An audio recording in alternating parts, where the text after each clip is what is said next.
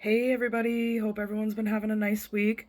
I'm posting my discussion response, video 3, and this was a lot of interesting topics and concepts to watch in our educational videos. I'm going to be using and quoting some things from the Language and Meaning Crash Course Philosophy number 26 video. So I'll start out with our instructions were to pick a certain idea or abstract thought or phrase or word that means different things in different contexts.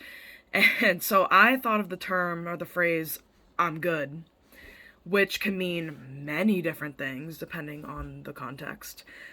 So in a professional sense, but first I wanted to mention in that video, the speaker discusses the philosopher. His name is Gottlob Frege, and I'm probably not pronouncing that correctly.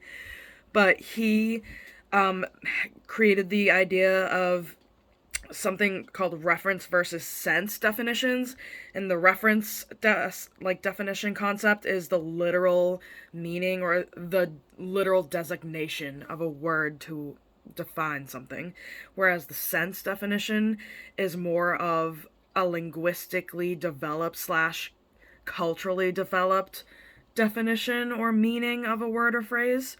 So in his theory, there's two different ways to define something like that. So in the professional sense, I'm good. It would mean literally, I'm doing great. I'm doing really well. Thanks. Or I'm good. Everything's great. Everything's fine.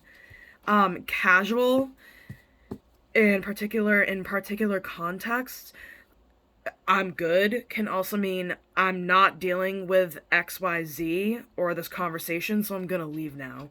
Or it can also mean I'm done with this argument. I don't want to hear anything else you have to say. I'm good. It can also mean I'm good in a casual sense. If somebody's asking you, hey, do you need another paper plate for your pizza? Somebody could respond, which I usually would say, no, I'm good. That's another meaning. That's another way that phrase can be used in the context. So, and then, another one could be reassuring somebody that you're okay. If somebody's like, are you all right? I'm like, I'm good, I'm good, I'm good. That's another way that you could do that as well. And then I also wanted to bring up another individual that was highlighted in the video. The last name is Wittgenstein. Said, quote, word meanings are so-called cluster concepts. And this is at 3 minutes 49 seconds into the video. And what he's talking about is that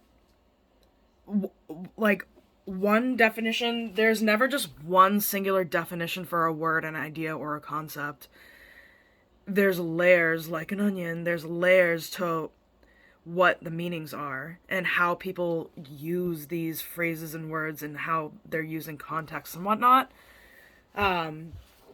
So we learn a lot of what we as humans learn as through childhood and as we get older is like a lot of cultural contexts, and we, in terms of, especially, like with entertainment now, a lot of it's through social media like TikTok and things like that. So it's really transforming the way that we connect with one another and how we absorb like ambiguous things, like like all the kinds of memes that people share and everything. Somebody that's not in the right context is not going to understand a lot of the humor cues of what's being played. So I think that's really interesting. But this was a really interesting video task, because as soon as I read the instructions, the first thing popped in my head was like, I'm good. Because I realized I say that in so many different contexts. So anyways, I'm looking forward to watching everybody else's videos. Thanks everybody, and have a great night. Bye.